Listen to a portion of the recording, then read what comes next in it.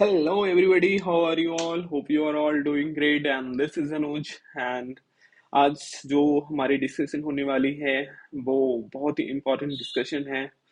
और ये जो डिस्कशन है आईपीपीआई की जो insolvency resolution for corporate person की रेगुलेशन है उसमें देखने को मिलेगी बिकॉज रिसेंटली आईपीपीआई ने third amendment in IBBI CRP regulations notify किया है। और अमेंडमेंट इज क्वाइट न्यू कह सकते हो कि ज़्यादा पुराना नहीं है बिकॉज ये amendment month in the month of May आया था और मैं अभी जून में बना रहा हूँ। I am little late but yes उतनी ज़्यादा पुरानी अमेंडमेंट नहीं है because the effective date of this amendment is also from first day of June 2025। सो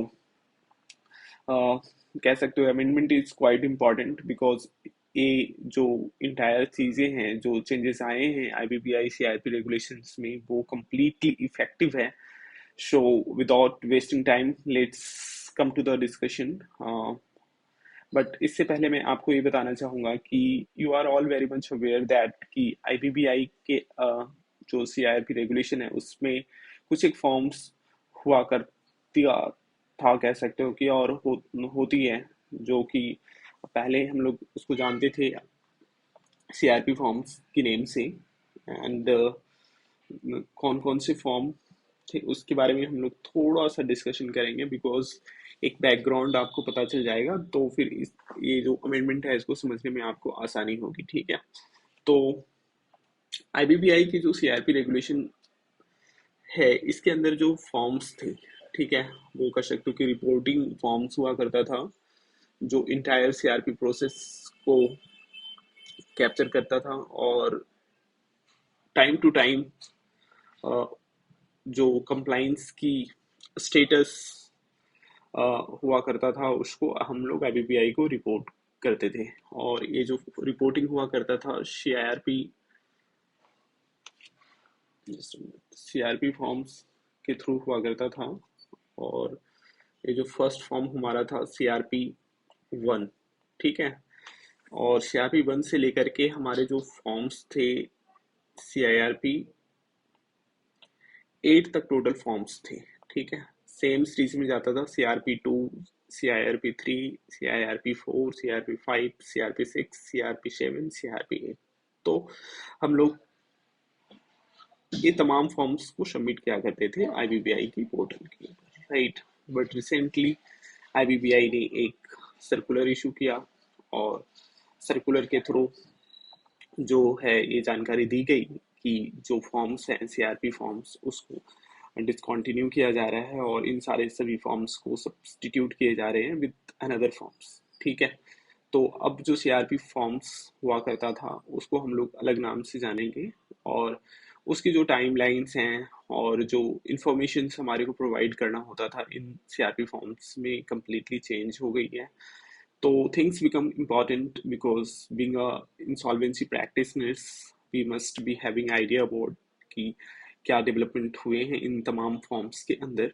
तो हम लोग आज की ये डिस्कशन में कम्प्लीटली इसी चीज़ को डिस्कस करेंगे कि क्या अमेंडमेंट आया है, क्या फॉर्म्स आए हैं, क्या इसके ड्यू डेट हैं और क्या कॉन्सिक्वेंसेस होने वाली है कि यदि हम लोग ये फॉर्म्स को सबमिट नहीं कर पाते हैं ऑन ड्यू डेट और या फिर हमारे हमसे ये फॉर्म सबमिट होने को रहेगी तो हमारे ऊपर क्या लाइबिलिटीज आएंगे। So entire thing we are going to have a discussion today and hope कि आज हम लोग जो डिस्कशन करने जा रहे हैं क्या आप लोगों को समझ में आ ही गई होगी बिकॉज हमने एक बैकग्राउंड पे बात कर लिया है इसकी। सो देखो, जो सीआरपी फॉर्म्स दिए गए थे वो आईबीबीआई सीआईआरपी रेगुलेशंस जो बोलते हैं insolvency resolution process for corporate person regulation जो है आईबीबीआई का उसकी रेगुलेशन 40B के अंदर दी गई है।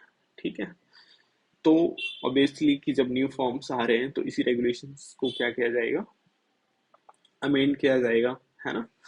तो 40B क्या है वो देखते हैं। देखो, इनिशियली जब सीआरपी रेगुलेशन आया था उस वक्त रेगुलेशन 40B नहीं हुआ करता था। लेटर ऑन जैसे जैसे IBC इवॉल्व होता गया, लेटर ऑन रेगुलेशन 40B को इंसर्ट किया गया, और रेगुलेशन 40B जो है IBC CRP रेगुलेशंस के, उसका जो ऑब्जेक्ट है कह सकते हैं कि इंटायर CRP प्रोसेस को मॉनिटर करना। CRP प्रोसेस से रिलेटेड जो डॉक्यूमेंट, जो इंफॉर्मेशंस, जो अपडेट हैं, वो स्टेक होल्डर्स को कैसे डिसेमिनेट किया जाएगा, उसके बारे में ही कह सकते हो कि इस रेगुलेशन का कम्प्लीटली ऑब्जेक्ट है।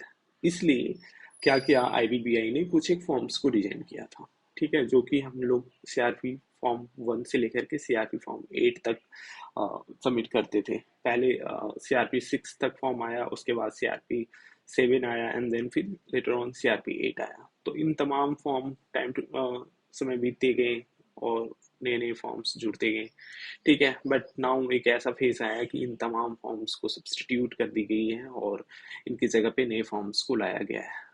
पर्पस इसका क्या है कि चीज़ों को ज़्यादा स्ट्रीमलाइन किया जाए, ज़्यादा हेसल फ्री किया जाए, ठीक है। इसी पर्पस को देखते हुए IBPI ने नए फॉर्म्स को सब्सटीट्यूट की है। तो लेट्स सी द रेगुलेशंस क्या कहते हैं। The interim resolution professional or resolution professional, IRP या फिर RP, as the case may, shell file forms. क्या कह रहे हैं कि मैंडेटरीली फाइल करेंगे क्या फॉर्म्स, कौन करेगा, इंसॉल्वेंसी प्रोफेशनल्स, IRP और RP, along with the enclosures there too, जो भी enclosures होंगे इन फॉर्म्स की, ठीक है, उस इनक्लोजर्स के साथ फॉर्म्स को सबमिट किया जाएगा, ठीक है, on an electronic platform of the board, on an electronic platform of the board. So what is the electronic platform? तो जैसे कि आपको पता है कि जितने भी इंसॉल्वेंसी प्रोफेशनल्स हैं उनके एक unique user ID and password होते हैं, जिसके थ्रू वो IBPI पोर्टल पे एक्सेस कर सकते हैं, ठीक है। तो उसी पोर्टल पे जहाँ पे हम लोग पहले फॉर्म को फाइल किया करते थे, CRP फॉर्म्स को, वहीं पे ये फॉर्म्स को भी आपको देखने को मिलेगा और वहीं पे इसकी फाइलिंग होगी। तो it's very easy, simply you have to just check out the user ID and password of the insolvency professionals, insert that details over the portal of the IBPI, and then you will simply go to the dashboard where you can check out these forms, right, as per the timelines stipulated against each form. So हमारे को ये forms को submit करना है, but as per the timeline stipulated for each form, ठीक है। तो let's see कि क्या क्या फॉर्म्स हैं। तो फर्स्ट जो हमारा फॉर्म इंट्रोड्यूस की गई है वो CP1 है। CP1 को आप सोच रहे होंगे कि ये CP1 की क्या फुल फॉर्म होता है। तो CP कॉर्पोरेट प्रोसेस 1 के नाम से इसको हम लोग जानते हैं, ठीक है। तो CP1 फॉर्म्स को हम लोग फाइल करेंगे कहाँ से कहाँ, from the date of commencement of CIRP till the constitution of the COC। As you are aware that कि जिस भी दिन NCLT की ऑर्डर आता है और सेक्शन 7 की, सेक्शन 9 की और सेक्शन 10 की जिस भी दिन ऑर्डर आएगा, उस फॉर कमेंसमेंट ऑफ CRP, उसी को कमेंसमेंट डेट कहते हैं। तो वहां से लेकर के till the date of constitution of COC। तो COC की जब तक हम लोग कॉन्स्टिट्यूशन नहीं करते हैं, from the commencement till the constitution, तो इस पीरियड की जितने भी इंफॉर्मेशन है उसको रिकैप्सुलेट कौन करेगा, CP फॉर्म 1 करेगा, ठीक है।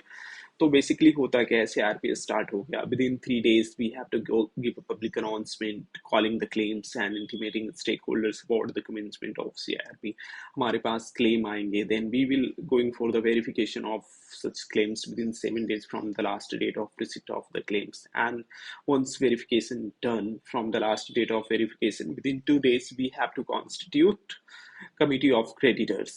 तो हमारा जो टोटल टेन्योर होने वाले हैं 14 डेज के अंदर हमारे को पास क्लेम आएगा, 7 डेज में वेरिफिकेशन करेंगे, 14 + 7 21 + 2 23 डेज पे हम लोग क्या कर देंगे, COC कॉन्स्टिट्यूट कर देंगे। तो कह सकते हो कि बेसिकली दिस जो फॉर्म CP1 फॉर्म 1 है, इसके अंदर टोटल 21 दिन के इंफॉर्मेशन हमारे को डालने हैं।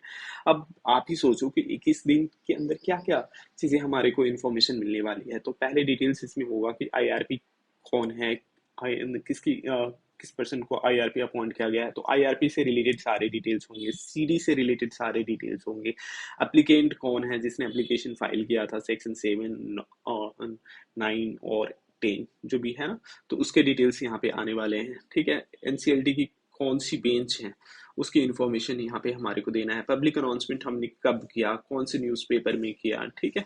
Details of authorise representative if applicable, तो हमारे को वो भी डिटेल्स यहाँ पे क्या करने हैं, मेंशन करने हैं। यदि कह सकते हो कि हमारे पास क्लास ऑफ क्रेडिटर्स हैं तो suddenly we are going to have appointment of authorise representative, तो उसका भी डिटेल्स हम डालेंगे। Taking over the management of the city, हमने मैनेजमेंट कब टेक ओवर किया, ठीक है। उसके बाद receipt and verification of the claim constitution, so claim की डिटेल्स भी हमारे को यहाँ पे प्रोवाइड करने होंगे कि कितने क्लेम्स आए हैं, किस किस कैटेगरी की क्लेम्स हैं, तो वो सारे इन्फॉर्मेशन हमारे को CP1 फॉर्म देना है। सेकेंड एंड लास्ट जो कॉन्स्टिट्यूशन ऑफ COC है कि COC की कॉन्स्टिट्यूशन क्या है, उसमें कौन कौन से लोगों को COC में शामिल किया गया है, तो वो भी इन्फॉर्मेशन हमारे को CP फॉर्म 1 के अंदर देना है, ठीक है। नेक्स्ट जो क्वेश्चन इंपॉर्टेंट उठता है कि who is going to file this form, तो सर्टेनली IRP के टेन्योर है तो IRP shall be filing this forms, तो IRP की रिस्पॉन्सिबिलिटी होती है। नेक्स्ट जो ड्यू डेट की बात आती है कि जो ये फॉर्म्स हैं, CRP फॉर्म्स हैं, इसकी ड्यू डेट क्या होने वाली है, तो simply on or before the 10th day of the subsequent months after filing of the report on the constitution of COC, जिस भी मंथ में आप COC की कॉन्स्टिट्यूशन कर रहे हो उस मंथ, ठीक है, subsequent month after filing the report on constitution, उसके अगले मंथ के बाई 10 तक आपको ये क्या करने हैं, वो फाइल करना होगा। क्या करना होगा, CP फॉर्म 1 फाइल करने होंगे। लेट्स से कि आपने जो यहाँ पे वर्ड नेक्स्ट मंथ यूज नहीं किया गया है, बट इसका मतलब ये है कि जिस भी मंथ, सपोज करो कि टुडे, आज हमने जो हम रिकॉर्डिंग कर रहे हैं 14 जून को कर रहे हैं, आज हमने COC कॉन्स्टिट्यूट किया है, तो लेटेस्ट बाई 10 जुलाई हमारे को क्या करना है, CP फॉर्म 1 फाइल करने हैं। लेटेस्ट बाई 10 से ज्यादा जाओगे तो आपके ऊपर पेनल्टी लगेगी, लेट फाइन जो भी है वो लगेगा। तो what you have to ensure that कि 10 तारीख या उससे पहले हमारी फॉर्म सबमिट हो जाए, राइट। उसके बाद जो चीज़ें आती है, CP फॉर्म 1 तो क्लियर है, इसमें कोई अब मुझे नहीं लगता ज़्यादा कुछ डिस्कशन के लिए बचा है, ठीक है। उसके बाद CP फॉर्म 2 जो है वो कब से कब फाइल किया जाएगा, ठीक है। तो फ्रॉम द कॉन्स्टिट्यूशन तक की इन्फॉर्मेशन CP1 में हमने दे दिया, कॉन्स्टिट्यूशन के आगे की इन्फॉर्मेशन हमारे को देने हैं टिल द RFRP, जब तक RFRP इशू नहीं हो जाती, मतलब होती है, उस दिन तक की इन्फॉर्मेशन देने हैं। तो कॉन्स्टिट्यूशन से लेकर के RFRP जो होता है, request for resolution plan, issue की जाती है, तब तक की इन्फॉर्मेशन हमारे को CP फॉर्म 2 के अंदर देना है। And this form basically going to includes RP details, because 30 days की इन्फॉर्मेशन CP1 में हो गया, तो 30 डेज की बाद की इन्फॉर्मेशन जो है CP2 में आने वाली है, तो RP की डिटेल्स आएगा, सडनली RP की अपॉइंटमेंट होगा, रजिस्टर्ड वैल्यूअर की डिटेल्स होगा, IM से रिलेटेड इन्फॉर्मेशन इसमें आने हैं, बिकॉज IM भी RP बनाता है और वो इशू करना होता है। तो पर्टेनिंग टू द IM जो भी इंफॉर्मेशन है वो हमारे को यहाँ पे देना पड़ेगा कि IM कब बनाया गया, कब COC को सामने सर्कुलेट किया गया, कब अंडरटेकिंग लिया हमने COC से फॉर सर्कुलेटिंग IM, ठीक है। एक्सप्रेशन ऑफ इंटरेस्ट हमने कब इशू किया, ठीक है। RFRP हमने कब इशू की, ठीक है, क्या इसमें कोई मॉडिफिकेशन हुआ है, तो वो तमाम चीज़ें हमारे को CP फॉर्म 2 के अंदर देखने को मिलेंगे, right. And the next important question which rises here is that who is going to file this form, तो suddenly RP is the person who will be filing this form, ठीक है। तो RP की रिस्पॉन्सिबिलिटी है form को file करने का। And third जो इंपॉर्टेंट क्वेश्चन इसमें उठ के आते हैं कि what is the due date of this CP form 2, तो इसका भी ड्यू डेट वही होने वाले हैं, on or before the 10th day of the subsequent months after issuance of RFRP। Let's say कि RFRP आज हमने इशू किया है ऑन 14th ऑफ जून 2025, तो we have to submit this CP form 2 by जो 10th of July, latest by 10th of July, on or before 10th of July, ठीक है। 10th of जुलाई के बाद आप फॉर्म फाइल करोगे तो suddenly you have to give penalty, right. Next जो हमारा फॉर्म्स आता है वो CP फॉर्म 3 है, ठीक है। 3A के अंदर हमें कौन कौन सी डिटेल्स देना है, तो details of resolution plan, liquidation होती है तो लिक्विडेशन, या फिर closure of application filed with AA। तो इसमें बेसिकली हमारे को जो इन्फॉर्मेशंस देने हैं, यदि कंपनी की रेजोल्यूशन हो जाती है तो रेजोल्यूशन प्लान से related, in case company liquidation में जाती है तो लिक्विडेशन से रिलेटेड इन्फॉर्मेशंस, एंड क्लोजर होता है जैसे कि कोई और अदर चीज़ें होती है उसमें क्लोजर। क्लोजर किस तरीके से, या तो विड्रॉवल हो जाता है या फिर सेटलमेंट हो जाती है, कुछ भी तरीके से तो क्लोजर हो रहे तो उसके भी इंफॉर्मेशन देना है। This includes the details of the resolution applicants, detail of approval या फिर rejection of the resolution plan by COC, details of application file with AA for the resolution plan, details of application filed with AA for the approval of the resolution plan of intimation of liquidation। तो ये सारे information हमारे को देना है। Second जो important question which rises here is that who is going to file this form? Certainly RP will file this form, or due date of this form is on or before the 10th day of the subsequent month after filing the applications with AA। जब भी हम लोग application file करते हैं AA को, उसके अगले month की जो सब्सिक्वेंट मंथ की 10 तारीख तक हमारे को फाइल करना है। एग्जाम्पल के तौर पे देखो कि आज यदि 14 जून को हम लोग ये एप्लीकेशन फाइल करते हैं, application for approval of the resolution plan या फिर लिक्विडेशन या फिर क्लोजर के लिए, तो हमारे को लेटेस्ट बाई 10 जुलाई तक इस फॉर्म को सबमिट करना पड़ेगा, राइट गाइज। एंड नेक्स्ट जो है हमारा CP फॉर्म 3B, इसको कब फाइल करेंगे? तो इसमें हमारे को ये देखना है CP फॉर्म 3B जो है अवॉइडेंस ट्रांजेक्शन्स की रिपोर्टिंग के लिए फॉर्म फाइल करना होता है। And this includes the detail of the avoidant transactions, preferential है, अंडर वैल्यूड है, एक्सटॉर्सिनेट क्रेडिट है, फ्रॉडुलेंट है, कौन सी ट्रांजेक्शन्स हैं हमारे को असर्टेन करके इस फॉर्म्स के अंदर फाइल करने हैं। और इसका रिपोर्टिंग फाइलिंग की रिस्पॉन्सिबिलिटी किसकी आती है? तो suddenly RP will be filing this forms, और due date of this form जो होने वाली on or before the 10th day of the subsequent month after filing of applications. ठीक है, जब भी हम लोग एप्लीकेशन फाइल करेंगे उसके सब्सिक्वेंट मंथ की 10 तक हमारे को ये फॉर्म फाइल करने हैं। ठीक है, एप्लीकेशंस विद AA और disposal of the application by the AA। देखो यहाँ पे एक चीज़ थोड़ी सी क्लैरिटी, CP4 जो है वो हम लोग अवॉइडेंस ट्रांजेक्शन की रिपोर्टिंग के लिए फाइल करेंगे। ठीक है, कौन फाइल करेगा? RP करेगा। ड्यू डेट क्या होने वाले, इसको हम लोग थोड़ा सा और डिटेल में देखते हैं, because it becomes quite important hair.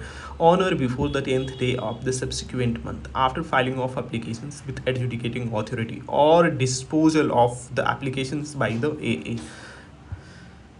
तो लिटिल बिट यहाँ पे थोड़ी सी अनसर्टेनिटी है कि यहाँ पे और disposal of the application by AA, या तो थोड़ा सा मुझे लगता है कि यहाँ पे we need to just check out here is that कि ए पॉइंट यहाँ तक होता है filing of application with AA।